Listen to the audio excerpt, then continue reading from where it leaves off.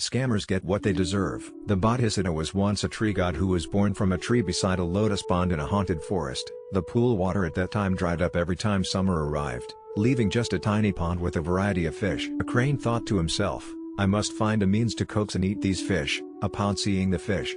So he sat at the bank of the pond and gave it some serious thought. The fish asked the crane, "What are you thinking, sir?" sitting there pensively. When they spotted him, he said, "I was thinking of you. How do you feel about us, sir?" "I asked myself as I sat there, what are you guys going to do by staying here? The water in the ponds will dry up, food will become scarcer, and the weather will become hotter. Sir, what should we do?" "Well, if you would listen to my counsel, I will take you one by one in my beak and transfer you all to a vast pond filled with the 5 different kinds of lotuses, where I will leave you," the bird said. Since the creation of the planet, not a single crane has given even a single fish's welfare any consideration. "All you want to do is devour us one by one." "If you believe me, I won't devour you," the stork assured the couple. "Send a fish to come with me and see the presence of the pond for yourself if you don't believe there is a pond like what I claim," the man said. Because the fish thought the crane matched them both in the water and on land, they gave the crane a huge fish that was blind in one eye after believing the crane's remarks. "Take this fish with you," they commanded. After showing the fish around the entire area, the stork carried him away and dumped him in a large pond, where his friends were. Later, the crane took the fish back and dumped him in the smaller pond. The fish told their friends how lovely the new pond was. When they heard this, a desire to see the place arose. "All right, sir, please take us across," they pleaded with the stork. The crane transported the large one-eyed fish to the shore of the pond at first so that it could observe the pond, but in reality, it landed on a tree that was growing next to the river. He killed the fish by tossing it into a tree branch, pecking it to death, ripping open its flesh, and then letting the fish bones fall at the base of the tree. Then he went back to the pool and announced, "I've brought him in. Who's following?" In this manner, he took the fish one at a time and ate them all up until the very last second before returning, leaving not a single fish in his line of sight. However, the pond still had a crab. "Mr. Crab, I have moved all the fish to a vast pond whose surface is covered in lotus flowers," the stork who wanted to eat the crab stated. "I'll take you there if you come along with me." The crab inquired, "How are you going to get me across?" "Of course with my beak," the crane affirmed. The crab objected, saying, "I will not go with you. Ah, in that way I could fall."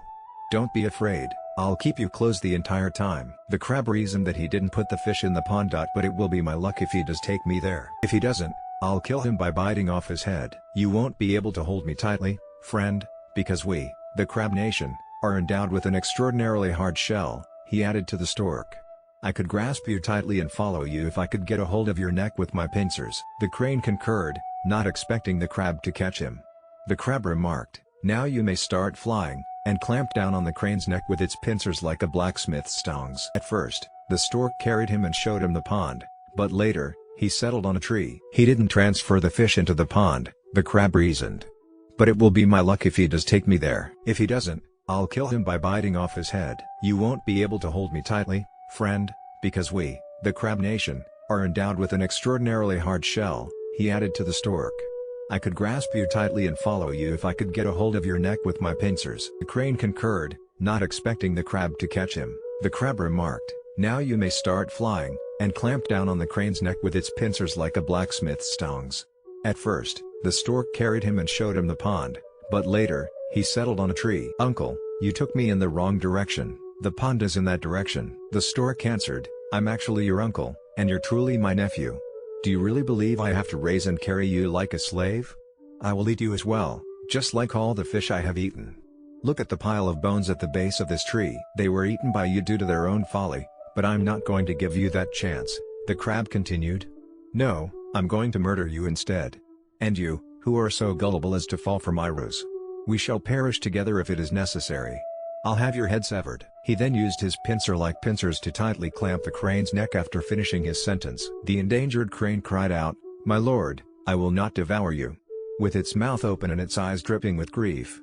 "Abandon me." The crab answered, "All right, lower me into the pool." As instructed, the heron turned and swooped into the pool, setting the crab on the moss at the edge of the water. When we cut the stem of a lotus flower with a knife, the crab made a deft movement to clamp the crane's head until it broke off before it fell. The tree deity, who lived in the tree, was intrigued by this scene, and he gave the forest a round of applause.